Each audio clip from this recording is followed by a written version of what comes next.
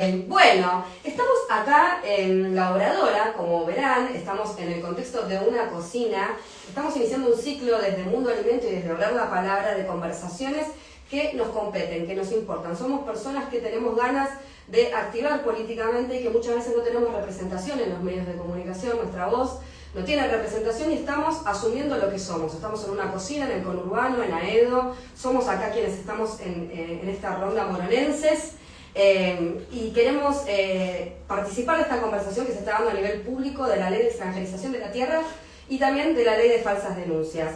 La ley de falsas denuncias, vamos a hacer un clic hacia el final, un doble clic hacia el final de este encuentro, de este vivo, porque sentimos que es necesario, porque sentimos que habla de un modelo político que se está manifestando en nuestro Congreso, a través de este gobierno, desde la asunción del gobierno de Javier Milei, que da cuenta, ¿no? Esta agenda legislativa de esta semana, el modelo de país que pretenden para la Argentina y que nosotros estamos disputando fuertemente en las calles y desde la conversación pública. Para eso estoy con los vecinos de la Asamblea de Vecinos de Morón, con algunos de los integrantes, con Marina, que está a mi derecha, con Viole y con Filo. Muchas gracias por venir a esta conversación, este ciclo de conversaciones que estamos inaugurando aquí en el Mundo Alimento. Estamos en un contexto de debate legislativo, el gobierno está hablando de una ley de inviolabilidad de la tierra, entendemos que es un nombre engañoso, fantasma,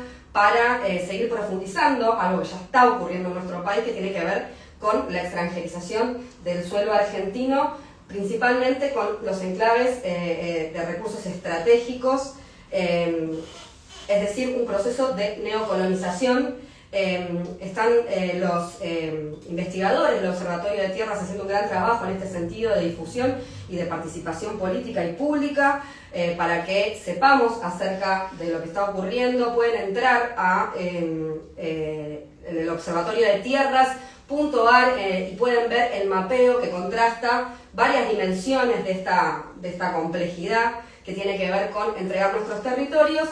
Y uno de ellos, Matías Oberlin, da cuenta de que esto es como lo que decía Jauretche en su momento del Pacto Roca-Runciman, un nuevo estatuto legal del coloniaje. Siento que este país está haciendo un modelo de imperialismo, o sea, de avance imperialista en clave con una gestión democrática, digamos, ¿no?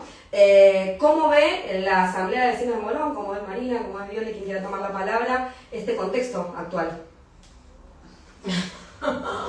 Lo vemos venir desde que empezó Milei y básicamente entendiendo qué rol tiene Argentina dentro de la región y dentro de la geopolítica desde hace mucho tiempo atrás, ¿no? Pero Milei acelera ese proceso de destrucción de la soberanía desde el minuto uno, desde que asume.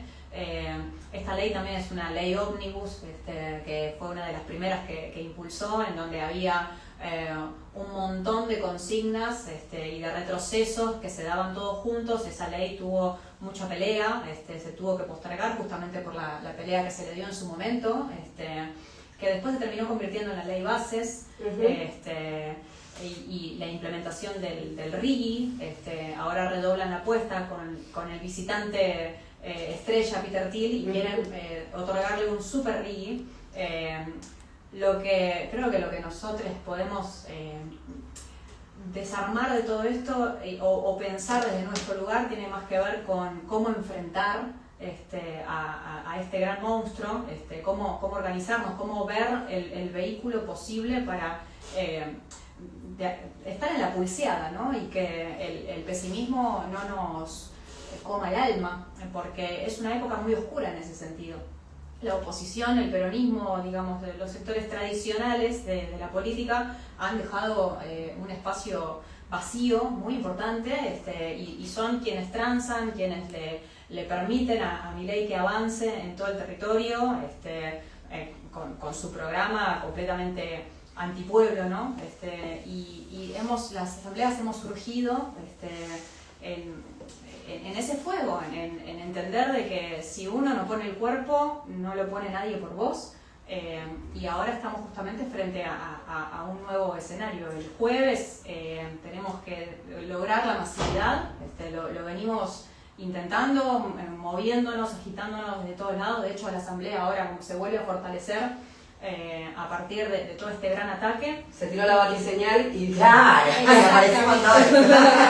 Exactamente. Y el desafío está en, pase lo que pase el jueves, cómo seguir luchando, ¿no? Porque cómo sostener la lucha. Estas coyunturas despiertan algo que es muy urgente, pero que después se disipa rápidamente. Ha pasado con las otras leyes, con la ley base, con la reforma laboral, con un montón de luchas gigantes que una vez que tenemos como el resultado negativo para el pueblo, eso se desinfla, se desarma, y lo cierto es que hoy día quizás no tenemos ni ese permiso, el permiso de bajar la guardia y dedicarnos a otra cosa, ¿no? O sea, el ataque es tan grande y es tan hiriente y es tan constante que termina por desalentar también las condiciones de precarización también laboral, económica, la asfixia, el endeudamiento.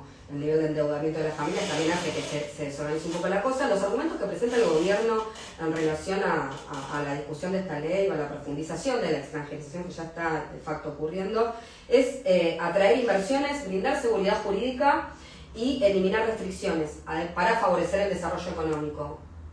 Bueno, acá creo que tenemos un punto que es para quién gobierna, ¿no? O sea, claramente creo que se avanza con una política a favor de los capitales.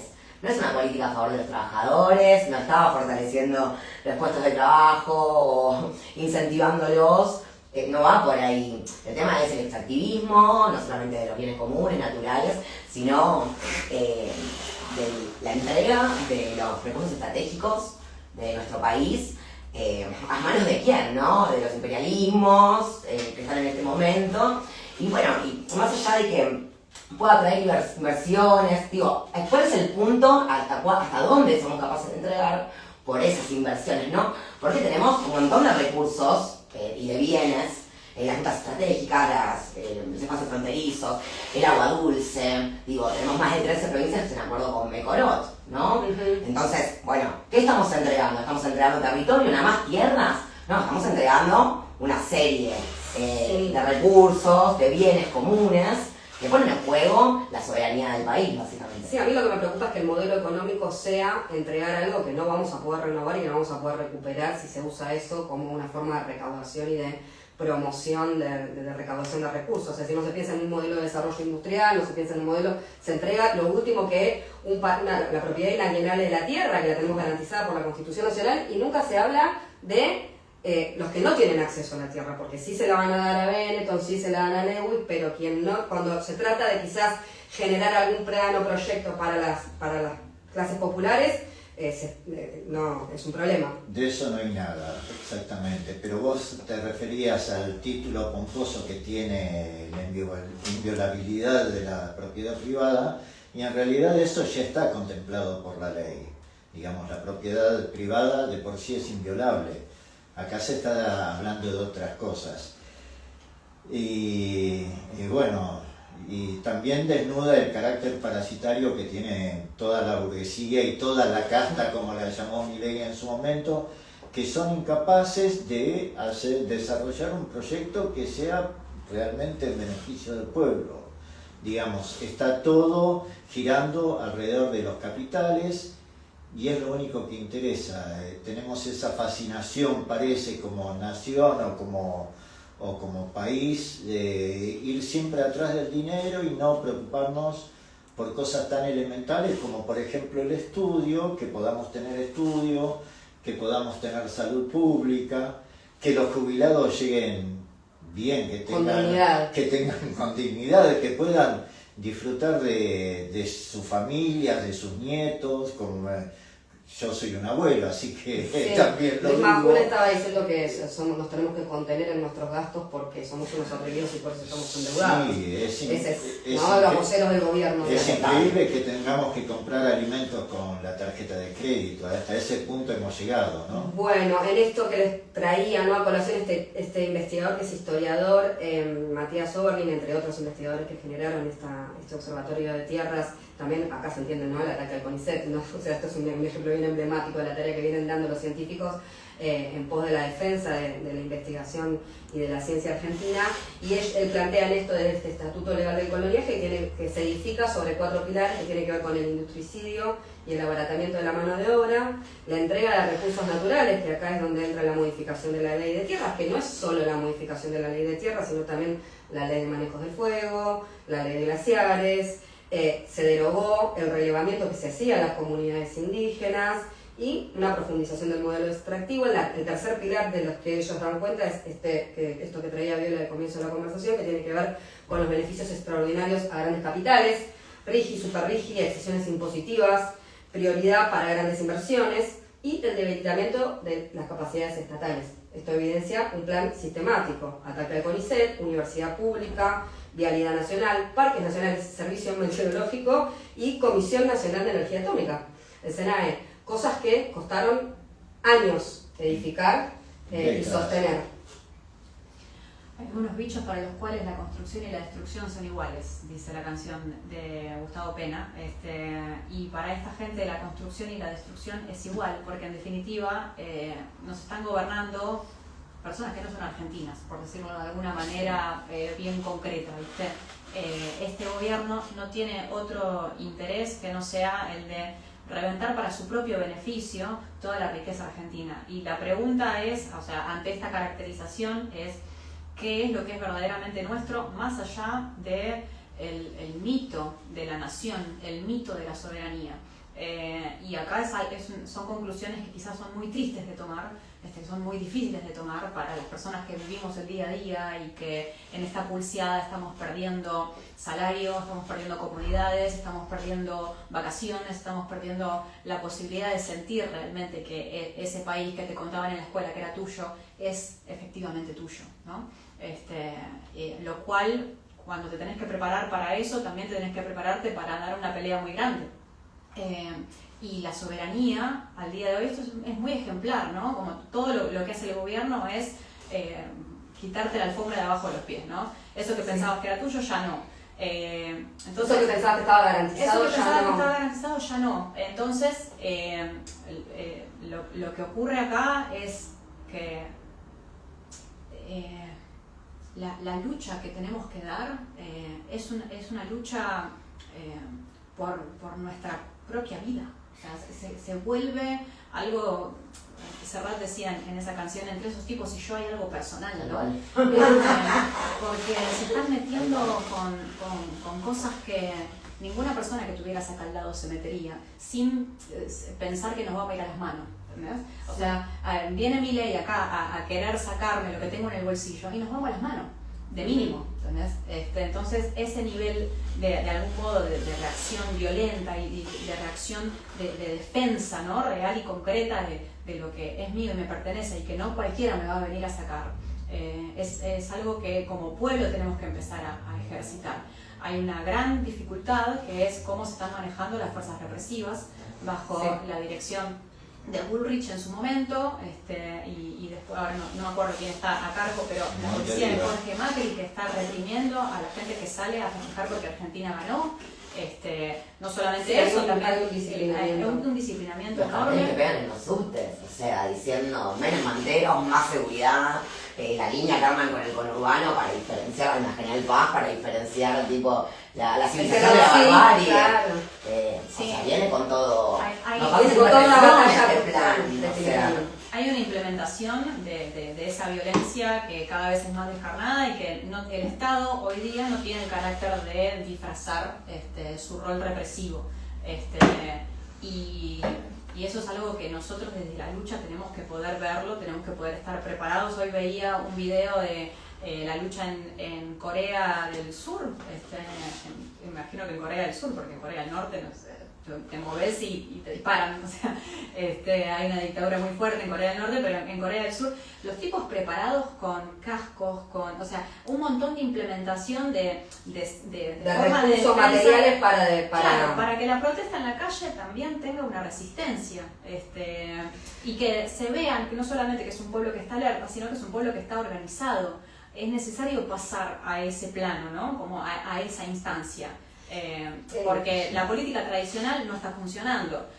Si venís con... O está funcionando, o podríamos decir que está funcionando. No está funcionando en según los el programa términos que defiende, ¿no? en lo que te vende la democracia. La democracia te vende como que vos votás y tu representante, en donde tercerizás tu poder, va y en el Senado o en los diputados vota por el bien del pueblo. Bueno, ese es el chamullo de la democracia. Al día de hoy no funciona así.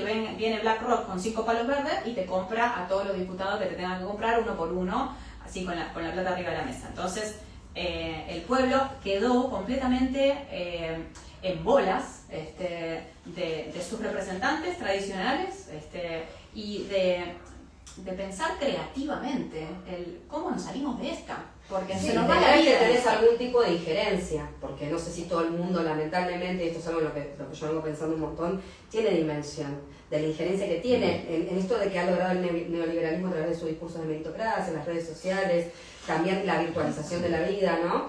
Que nos hace creer que este problema, que vos estás endeudada o que vos estás endeudada o que tenés miedo de salir a movilizar, que es algo legítimo de sentir, pero que hay que plantearlo y hay que apalabrarlo, es tuyo, ¿no? Es privado, ¿no? No es colectivo, no es un problema colectivo.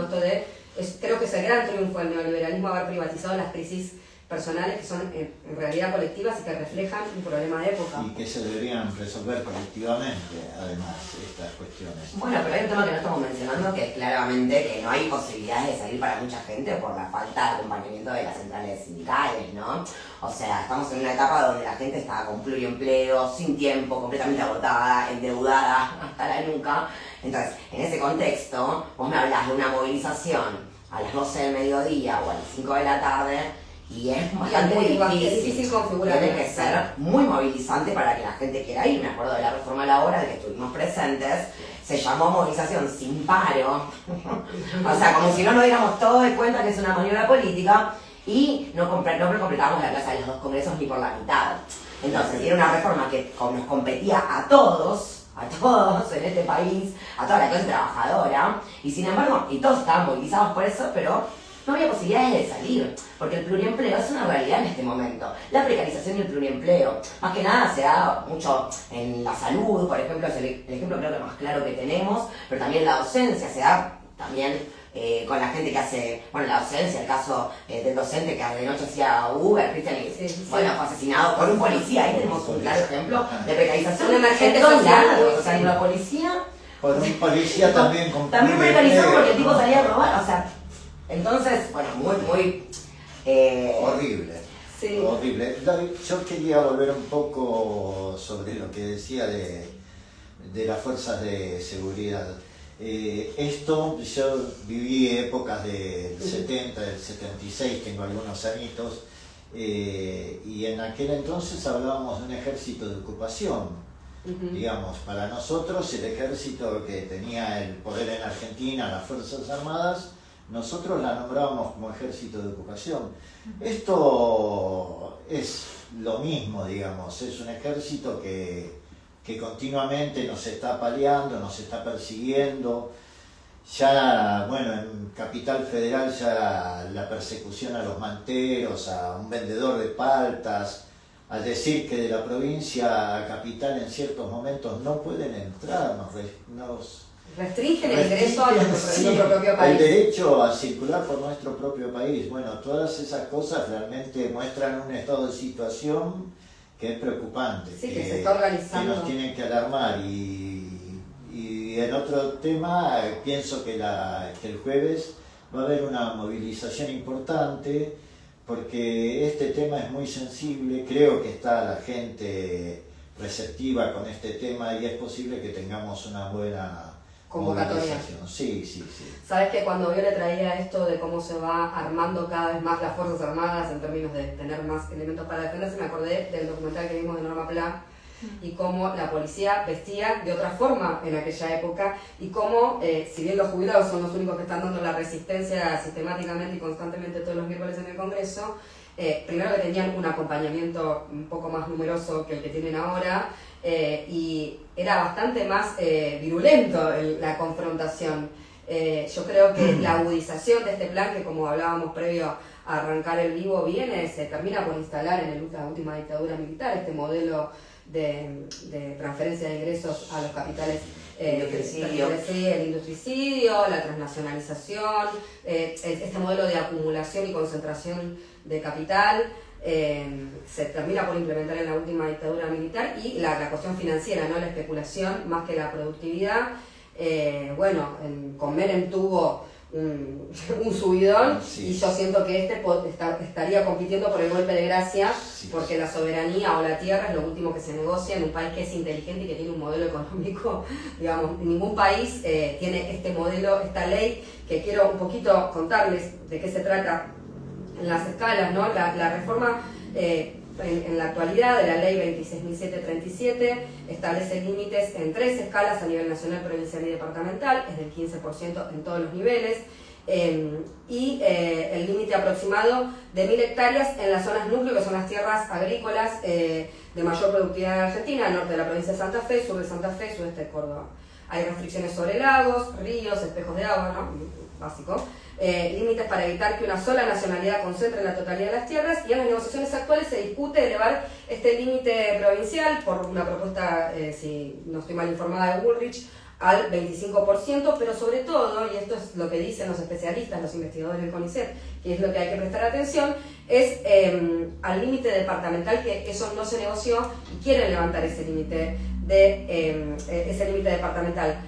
Porque ellos argumentan que no hace falta controlar ese 25% de una provincia para controlar los recursos estratégicos. Allí se concentran el agua, los glaciares, litio, minerales críticos, pasos fronterizos. Y les traigo un ejemplo, un poco para quienes estén mirando, es que en Villa La Angostura, Nahuel Huapi Norte y El Correntoso representan apenas una pequeña parte de Neuquén. Esto lo comentaba Matías Oberdín en una entrevista en Cabaret Voltaire. Pero si desaparece el límite departamental, pueden concentrarse legalmente esos territorios estratégicos. Lo mismo ocurre con los salares de Jujuy, Salta y Catamarca. Es decir, que no haría falta ya comprar enormes superficies para controlar esos recursos, que de hecho ya hay partes del río que están privadas y que no se sabe qué pasa, y qué se trata, qué se trafica, qué se ¿Qué pasa con el negocia, lago escondido de Benetton? ¿No? sin Digo, duda. ¿hace cuánto no? Se viene esa lucha Sí. que... 38.000 hectáreas tiene Lewis con lago escondido. El problema, Benetton tiene un palo de hectáreas, Claro. que es cuando decimos Benetton y decimos esta problemática, tenemos que pensar en Santiago Maldonado, que fue en esa disputa territorial. Es decir, que esto viene ocurriendo, esto no es nuevo, hay muchos ejemplos emblemáticos. Hace 9 años de lo de Santiago Maldonado, el 1 de agosto hizo 9 años, ahí conviene recordarlo. Sí. ¿Y quién era ministra de Seguridad? ¿Y quién era ministra de Seguridad que protegió a Gendarmería durante todo el tiempo? Fue Patricia Bullrich. Y bueno, Estamos ahora discutiendo de nuevo, y con Patricia Bullrich de nuevo en el gobierno. No le cortan la cabeza, es la serpiente de las 1000 cabezas. Nombraste a Norma Pla como emblema y símbolo de jubilados, y creo que estamos todos de acuerdo, los de la Asamblea, de expresar nuestra solidaridad con un compañero de la Asamblea, con Eduardo Pérez, que ayer fue atacado en un tuit por Frank Casareto. Y lo reposteó el presidente Milei. Bueno, ya que el presidente repostee agresiones hacia un ciudadano común es una cosa que en otras épocas se escandalizaba, ahora pareciera que ya no lo naturalizamos. Nuestra solidaridad con él, y al que acusan de militante como si fuese un delito, un estigma, un delito ser militante, cuando en realidad salimos, o él en su caso sale a militar cuando ve el desastre de lo que está ocurriendo, y asimismo también atacando a Jorgelina Esteche, también miembro, compañera de esta asamblea, a la que atacan también por militante feminista, ¿no? Bueno, eso quería poner este paréntesis acá, y nuestra solidaridad con ellos. Y el repudio con esta forma de comunicación que adopta el gobierno y que tiene que ver con cómo se troquela el gobierno con el nuevo plan imperialista, que es un plan reciclado, ¿no? De Martin Gag decía en Plan Cóndor, el nuevo Plan Cóndor. El nuevo plan Cóndor, en donde se vuelve a hablar de la figura de terrorista, todo lo que respira y hace burbujas terrorista, ¿viste? O sea, todo lo que respira todo lo y que hace respira, burbujas que no piense como yo. claro, que no me pongan las grandes capitales. Y es básicamente, a ver, cuando en una discusión alguien empieza los gritos es porque no tiene argumento, ¿no? O sea, eso lo sabemos, funciona en todos los niveles igual, y estas pataletas que hace Milei, que el título de presidente le queda muy grande para algunas cosas, son esos rasgos en donde por un lado aplica la política que le viene de arriba, que es la de señalar, estigmatizar a todo lo que se le oponga como terrorista, como militante, asociando, ¿no? esa palabra con algo negativo, feminista con algo negativo. Y después, por otro lado, es cuando una persona no tiene más argumentos y solamente lo único que hace, o sea, en la comunicación está la forma y el contenido.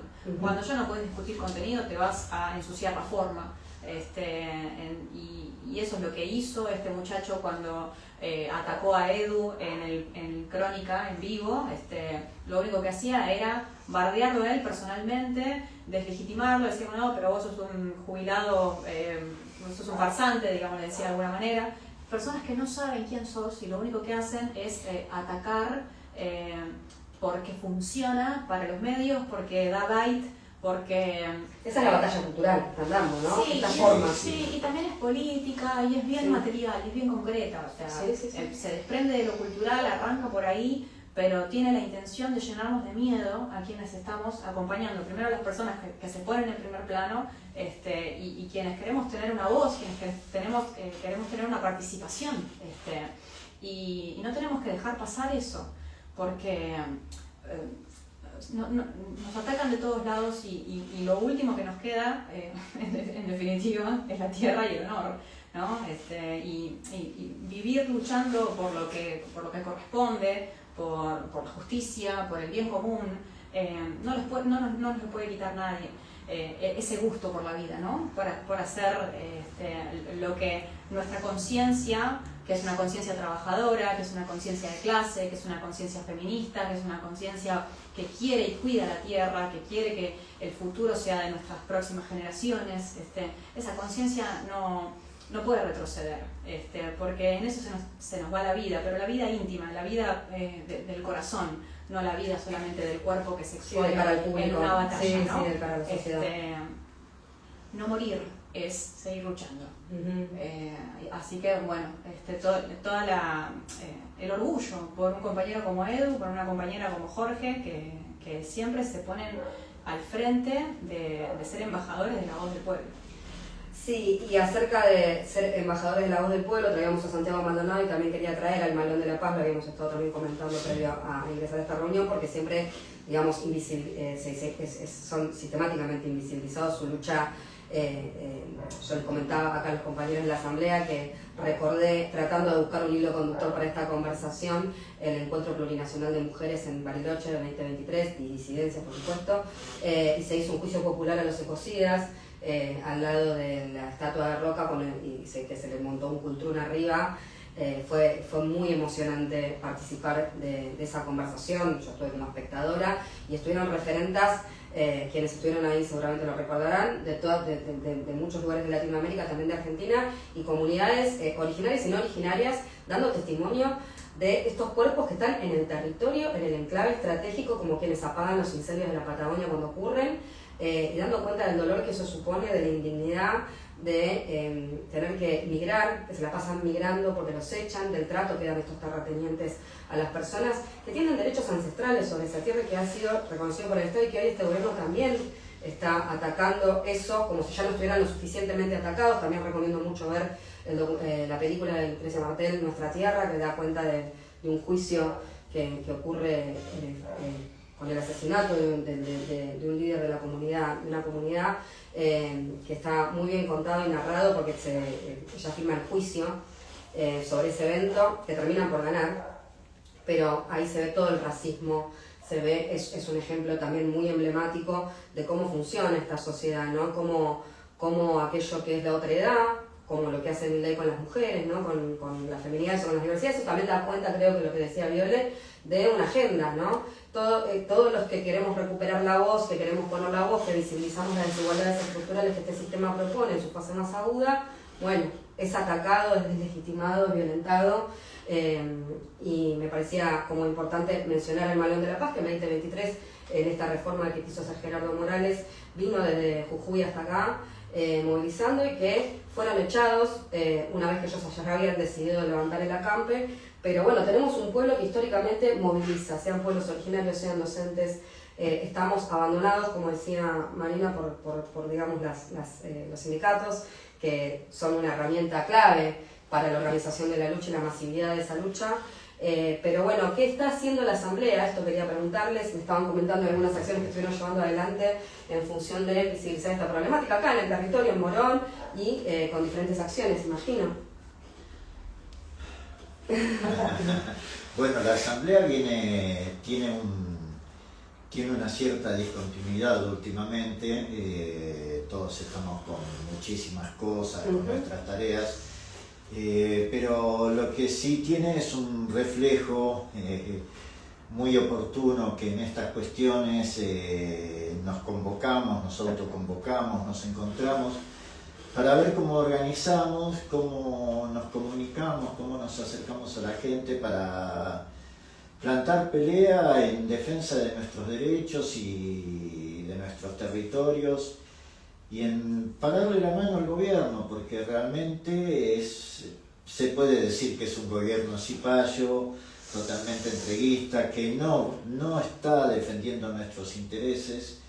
Qué sé yo, cada uno lo vive a diario, la miseria que se ve en la calle, la cantidad de gente que está sin trabajo. Hacemos reuniones, qué sé yo, vamos a festivales y vemos que la gente ni siquiera consume a precios populares porque no tiene un peso para llegar a fin de mes, y bueno, ya lo dije antes, ¿no? Y nos endeudamos hasta con la tarjeta de crédito para comprar en el almacén o en el supermercado. ¿Estuvieron repartiendo volantes? Estuvimos repartiendo volantes, sí, la verdad que volanteando un poco. Vamos a los métodos de la clase obrera, los únicos, los mejores. Sí, estuvimos repartiendo volantes en la estación de Morón. La verdad que no habíamos todavía fijado un horario de salida, lo habíamos charlado, pero no lo habíamos concretado porque como asamblea creo que somos una referencia territorial en esta instancia y tenemos que garantizar cierto sostén de compañeros para que puedan garantizar justamente la seguridad, claro, el acompañamiento de la gente que quiera sumarse a la movilizar. Entonces bueno, ahora ya sí tenemos horario que es a las 11, salimos a las 11 de la mañana. Ajá. De La Roche. De la Plaza La Roche, va a estar el jueves 6 de agosto. Este jueves 6 de agosto, desde la Plaza La Roche. Lo que es importante también, como decía Marina, es que nosotros, sí, bueno, después hay otro horario a las 14:30. Ese vamos a decirlo, sí, porque pensamos que va a ser una jornada extensa.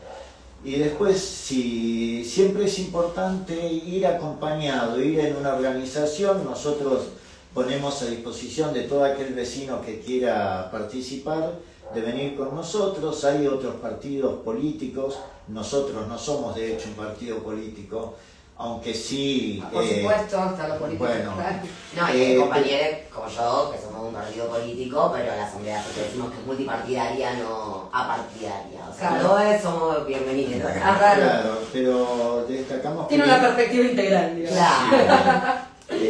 No, lo que destacamos de ahí es que tenemos cierto sistema de seguridad como para garantizar que si un compañero va, garantizar que haya regresado a su casa, y hasta que no está el último asegurado, los miembros de la asamblea no nos quedamos tranquilos y estamos continuamente investigando sobre qué pasa, por qué no contesta.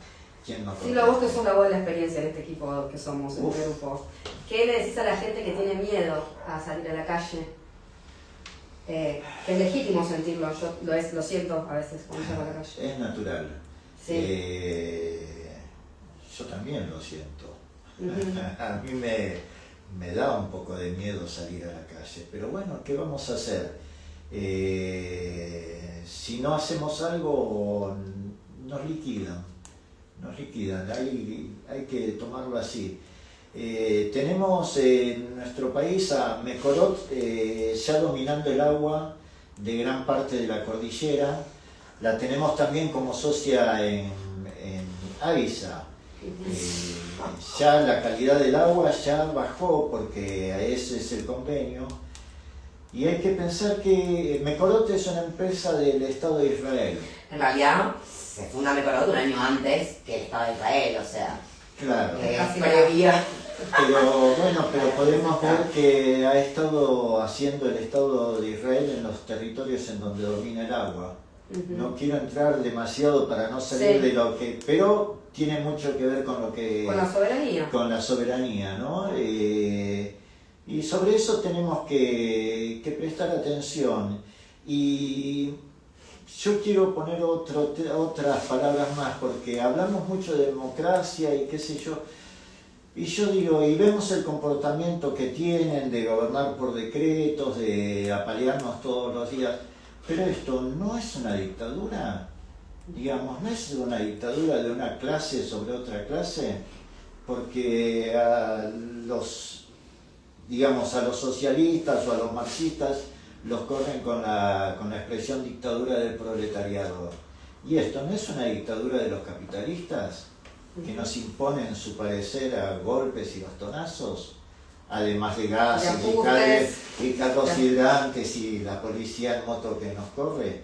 Sí, eso te invito también a hacer esa reflexión, ¿no? Bueno, en relación, vamos a pasar como a la segunda fase. ¿Quieren agregar algo más acerca de algo pendiente por decir en relación? Después vamos al cierre a recordar la movilización. En el posteo también pondremos dónde encontrarnos, los puntos, todo eso para salir a movilizar el jueves. Pero algo más que quieras agregar, Viole, acerca de esta situación de la ley de extranjerización de tierras. Sí, para completar lo que decía Filo sobre Mecorot, es la empresa que se encargó y que se encarga día a día de generar el apartheid hídrico en territorio palestino. Es básicamente quien le corta el grifo a los palestinos, a las palestinas, y no les permite acceder a su bien básico.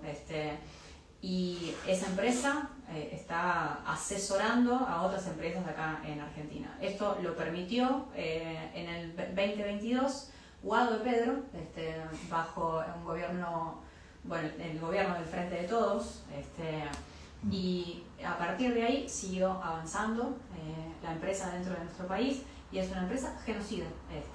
Básicamente eso, es la empresa que se encarga junto con el Estado de Israel del exterminio del pueblo palestino. Por supuesto que desde esta asamblea decimos abiertamente y sin ningún miedo, fuera Mecorot. Palestina libre, totalmente. Palestina libre.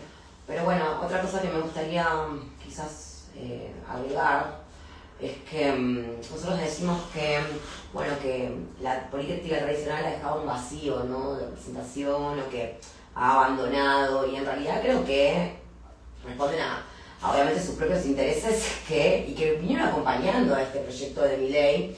Digo, no solamente la reforma laboral, la derogación de la ley de glaciares, todas estas leyes salieron con la complicidad de los votos peronistas, que se pueden, digamos, mencionar como traidores para puertas adentro, para sentir tranquilidad ellos mismos, ¿no? Pero si vos siempre tenés los votos contados de los traidores, y la CGT no marcha, y se hace, digamos, una buena burocratización de los sectores que deberían defender los intereses de los trabajadores, y bueno, hay una complicidad, ¿no? Y en todo esto quería poner un dato de color, que es que esta derogación de la ley de tierra se quiso hacer por decreto en el DNU 7023, que obviamente fuimos a luchar a las calles, y se logró, digamos, un amparo porque el CECIM, que es el Centro de Excombatientes de Islas Malvinas de La Plata, obviamente luchó contra eso y lo llevó a la justicia, y la Cámara Federal de La Plata le dio la razón y declaró inconstitucional ese DNU. Antes me han llegado volantes o sea que el volante funciona, está confirmado, de que están dando muchas charlas, están organizando debates y charlas y actividades en torno a la cuestión de la soberanía, y lo vienen haciendo muchos meses antes de que esto, digamos, tome dimensión pública así tan masiva. Así que hay que estar atentos también a lo que ellos hacen y dicen, porque alguna experiencia tienen. Y lo viejo funciona. Lo viejo funciona, que estuvimos con Viejas del Oeste el domingo pasado y también estuvieron tomando posición acerca de esta situación que está ocurriendo. Son viejas que se organizan, que movilizan y que están convocando también a que movilicemos o que hagamos algún tipo de acción y participación en torno a esta temática. Sí, perdón, sí. Pero esto también lo que nos sucede, estamos hablando en medio de una situación internacional, pero sobre todo regional, de plena derechización, ¿no? Sí.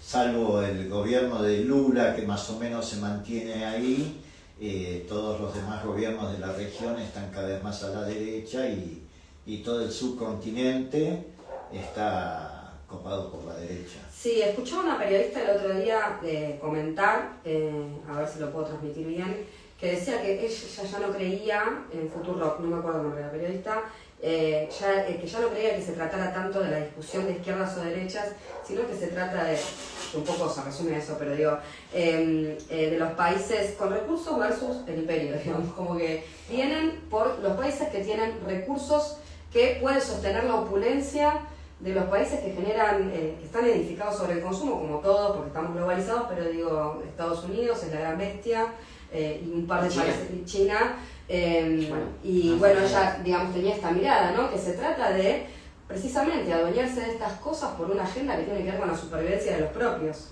¿no? Y no con algo... Sí, que ni siquiera es supervivencia, Claro. son... Acumulación. son, claro, procesos que se dan en el capitalismo, en donde se empiezan a enfrentar sectores de la economía, bloques económicos gigantes. Europa en ese sentido ha quedado en un segundo plano y hoy día la batalla es entre China y el modelo chino de desarrollo, de industrialización, de crecimiento y de ir copando diferentes territorios a través de acuerdos comerciales, y el modelo yanqui, como conocemos de toda la vida, que viene desde la batalla cultural con el cine poniéndolo a Rambo ahí como líder del mundo, y también a través del Plan Cóndor y cosas mucho más violentas y más directas al ataque de los pueblos.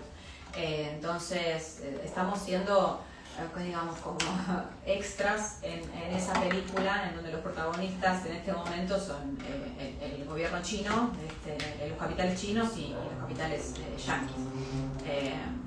Claro, pero también hay que decir que así como el imperialismo yanqui nos golpea y nos masacra, por decirlo, ya lo hizo con el Plan Cóndor, fue una masacre literal.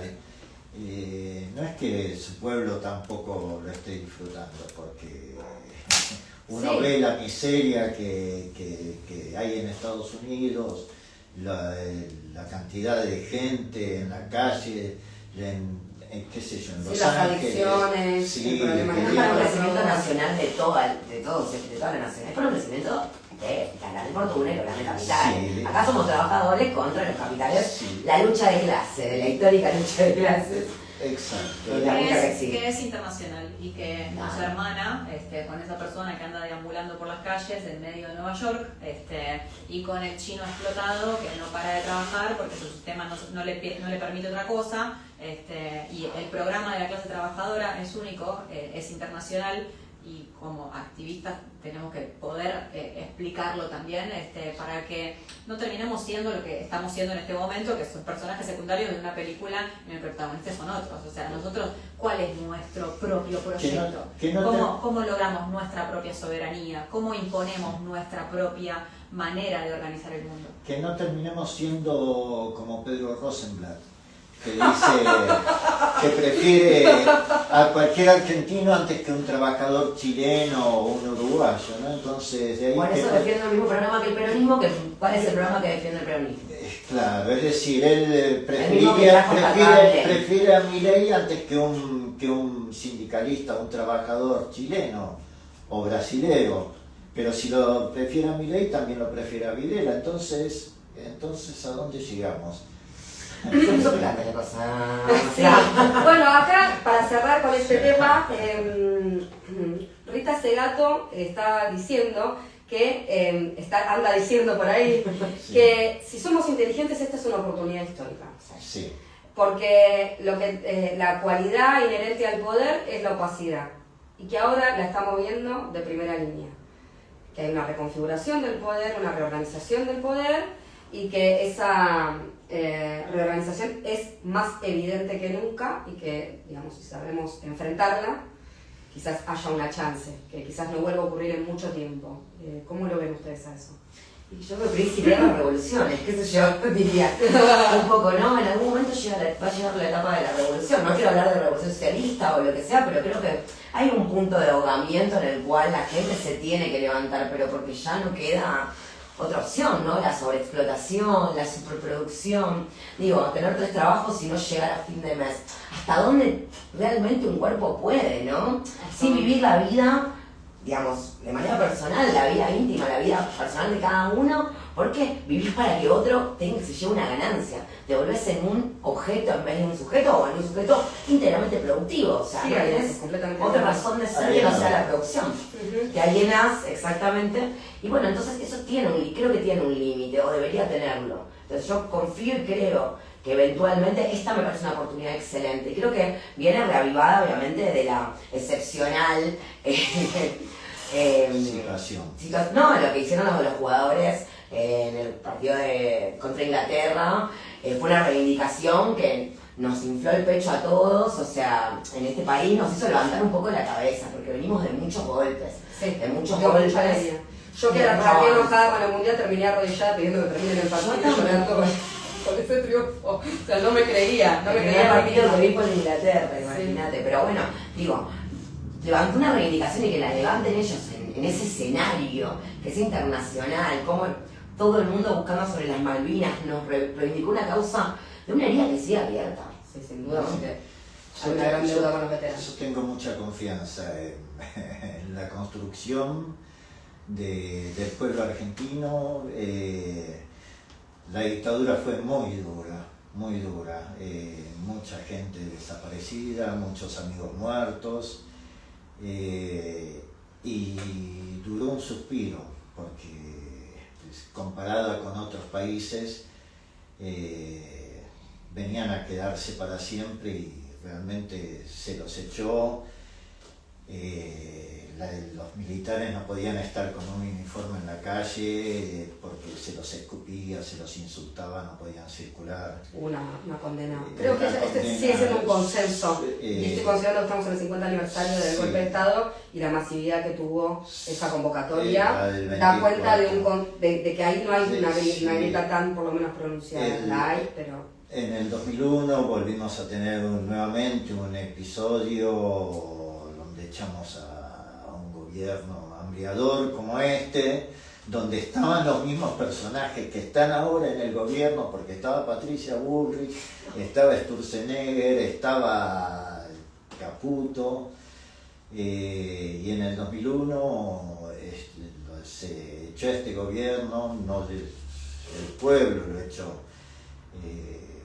Fue un periodo de muy revulsivo de ella, es que todavía no se avisora en qué dirección o con qué dirección, pero ya Pero del 2001 estamos ahí, están es ahí un proceso todavía. vivo, es un Sí. proceso vivo, esa es la impresión que yo tengo, y a no bajar los brazos. Ah, no bajamos. Como las compañías de la marea verde y del aborto legal. Sí. Somos las mismas que estuvimos cuando se aprobó, cuando luchamos por esa ley. Estamos por ahí. Hay que armar una ola nueva, pero somos Sí. las mismas que estamos caminando por ahí. Y a propósito de esto que vi entrar y me dio el pie ya. Sí. Divina, si no lo blanqueaba quedaba hermoso. Perdón. Bueno, la ley de falsas denuncias, finalmente, aparentemente por información que circuló hace un ratito, no se va a votar, pero leí un comentario que parece que están esperando que Lucifer se venga a mudar a la Argentina, decía una comunicadora, porque van con todo, ¿no? Ley de falsas denuncias. Bueno, parece que no se va a tratar, pero hay que estar atentos porque no es que también sufrió unas modificaciones o se hicieron unas modificaciones con un intento de pasarla, un proyecto de ley impulsado por Carolina Lozada, que va contra todo. Diagnóstico, Pagotto también creo que es quien lo impulsa, sí, Juan Carlos Pagotto, senador nacional por La Rioja, y pertenece a La Libertad Avanza. Carolina Lozada, recordemos, es de la Unión Cívica Radical. Es una ley que intenta endurecer las penas por falsas denuncias y falsos testimonios en causas de violencia de género, abuso sexual y violencia contra las infancias. Plantea penas de 3 a 6 años de prisión, algo que ya existe en el Código Penal argentino, claro, que está penado en el artículo 275 del Código Penal, donde las penas pueden alcanzar hasta 10 años de prisión, por lo cual, al mismo tiempo que no entendemos por qué pretenden, con la ley de extranjerización de las tierras, amplificar el porcentaje de extranjerización, porque todavía estamos a un 5% de extranjerización, nos llevamos al 15%, que es el límite legal. Acá pasa lo mismo, hay penas por falsa denuncia y pretenden así extender, pareciera que copian, digamos, los modelos. ¿Quiénes son los nombres? Pagotto y Lozada. Nombre y apellido. Carolina Lozada, por la UCR, y Juan Carlos Pagotto, senador nacional por La Rioja, que pertenece a La Libertad A eso hay que Avanza. buscarlo el domicilio y ir a buscarlo acá. Está atrás de todo eso, ¿no? Porque yo diría que atrás de todo eso está Cuño Libarona. Sí, O sea, él fue ministro de Justicia de Javier Milei, fue directamente al Senado a defender esta ley en 2024, o sea, es un gran impulsor de esta ley, aunque ese desarrollo se presente bajo el nombre de Carolina Lozada, ¿no? ¿Y quién es Cuño Libarona? Bueno, ya todos conocemos, pero... No, ¿quién es? Bueno, es un abogado muy exitoso. Es el exministro de Justicia. Justicia, que ejerció, que es el punto que yo quería traer para destacar, la defensa de José Alperovich, que fue condenado por abuso sexual con acceso carnal hacia su sobrina, y tiene una condena firme, y afirmó durante su gestión como ministro de Justicia, no un abogado que va a canales de televisión, que las violencias no tienen género, ¿no? Que no hay una especificidad en la cuestión de género. Él está también sospechado, esto no está confirmado por la justicia, pero su exmujer se suicidó, en una situación bastante polémica. No hay una información concreta en torno a esto, pero digamos que no es un clavel ¿no? como limpio. Bueno, cuestionó y articuló, digamos, este desmantelamiento de las políticas públicas en torno a las cuestiones de género, a la perspectiva de género, desmantelando organismos, programas, y en línea con la decisión del gobierno, estuvo en línea con la decisión del gobierno, por supuesto, de cerrar el Ministerio de las Mujeres. Entonces, bueno, estos son las personas que están en torno y alrededor de la ley. Carolina Lozada también tiene muchos amigos denunciados por abuso. A mediados de mes va a salir una nota desde este Instagram que tiene una investigación en torno a ese tema particular, porque a mí me convoca mucho, y para ejemplificarles, y si no lo sabían, así lo saben, esta ley está fundamentada, uno de los fundamentos que se utilizó para presentar este proyecto de ley es el caso de Agustín Muñoz, un chico que se quitó la vida, tuvo una resonancia mediática muy grande. Su propia familia dijo que no usen de ejemplo. En 2018, y no fue, la madre salió públicamente en una entrevista con Julia Mengolini en Futurock a decir que no fue consultada para que sea usado el nombre de su hijo y que su hijo tenía padecimientos mentales y problemas de salud mentales previos a este scratch, que le hizo una amiga de su hijo a la que ella quiere y acompaña, que la chica enseguida se retractó, que el problema fue, como es con las redes sociales, la viralización, porque la chica la había bajado enseguida a eso.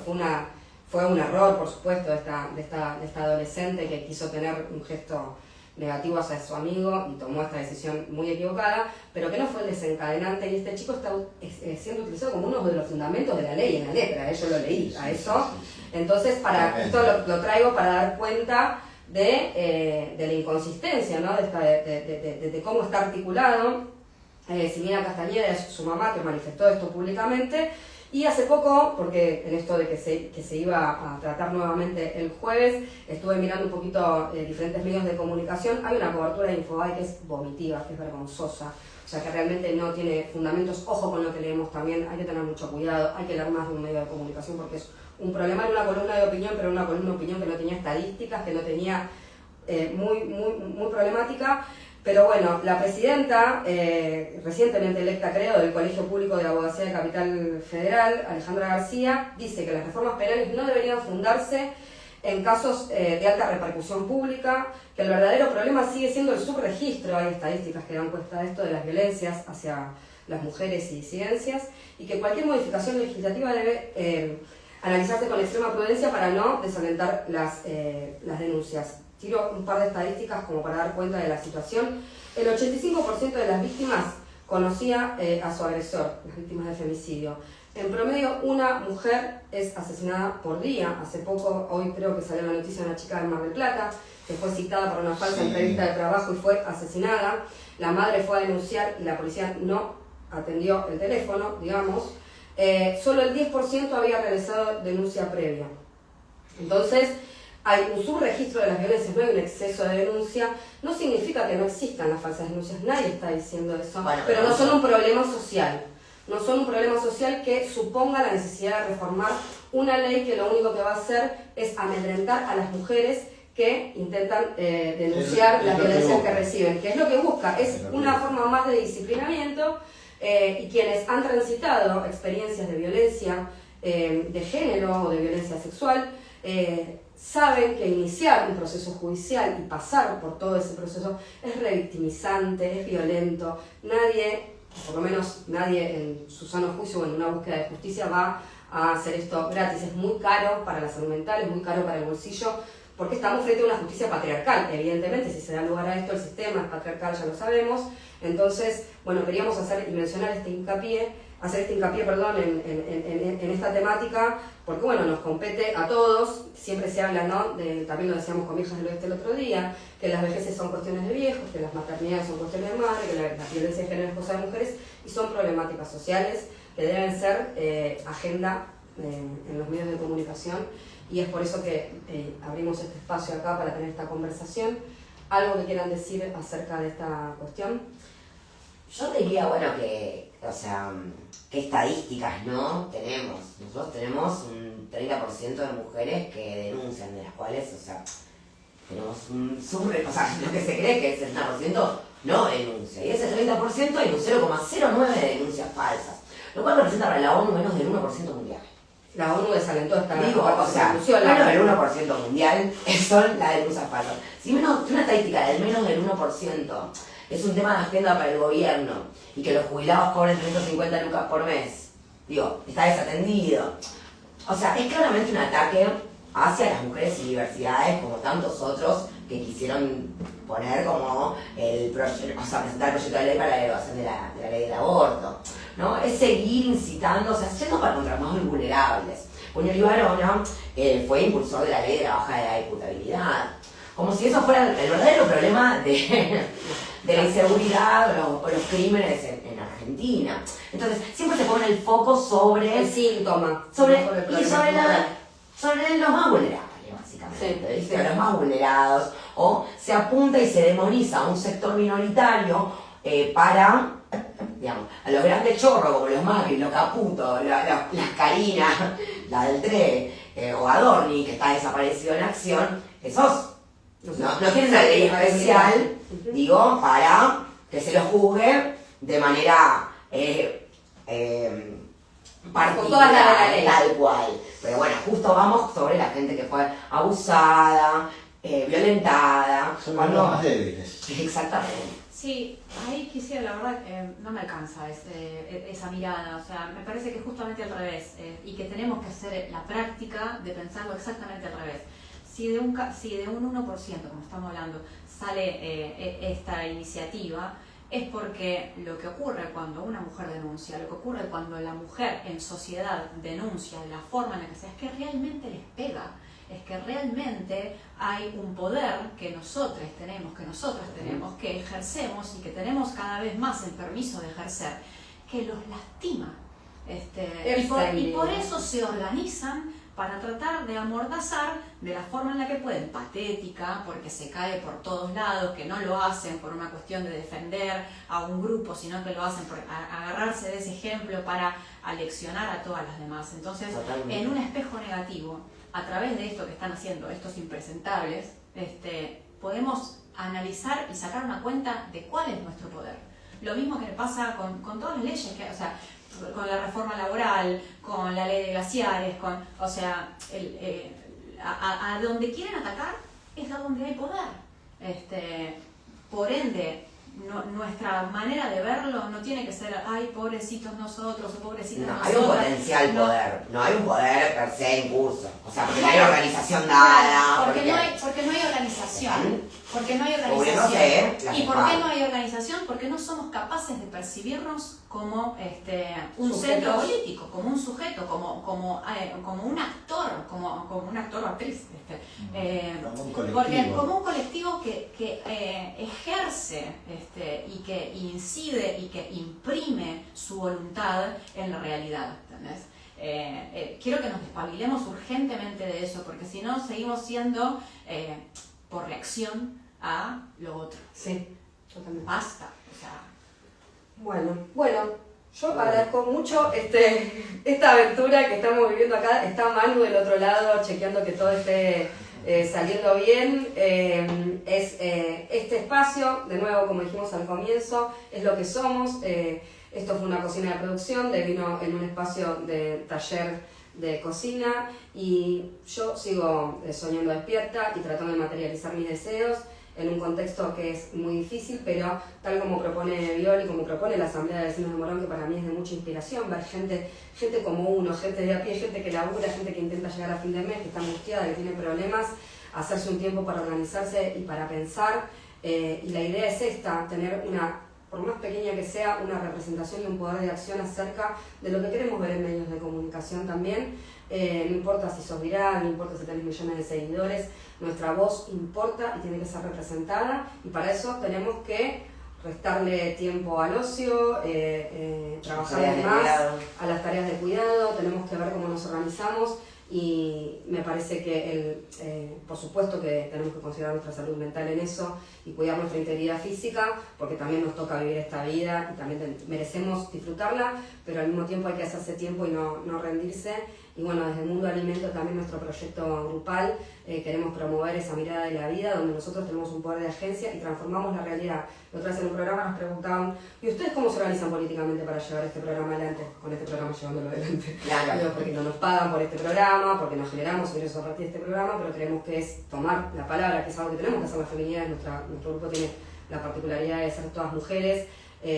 Tenemos que irrumpir en el espacio público porque nadie nos llama para poner la voz, y eso es lo que estamos haciendo con este proyecto. Así que les agradezco a mis compañeras, les agradezco a ustedes la presencia y aguante la Asamblea de Vecinos de Morón. Nos vemos el jueves 6 de agosto. En los posteos vamos a poner toda la información en relación a la convocatoria. Vayan organizados, vayan en zapatillas y vayan con pantalones largos aunque haga calor, porque ya Fin una vez me cagó a pedo de que fui en short a una movilización. Eso no se hace porque te puede Saben por qué somos malas de voz. Claro. Así Igual que esperamos que sea masiva y la masividad nos da seguridad. la así masividad que- puede torcer el destino de no esta falta. ley, puede fruncir algunos cúpites, así que por favor háganlo porque si no, no va a haber agua para tomar. Nos vemos.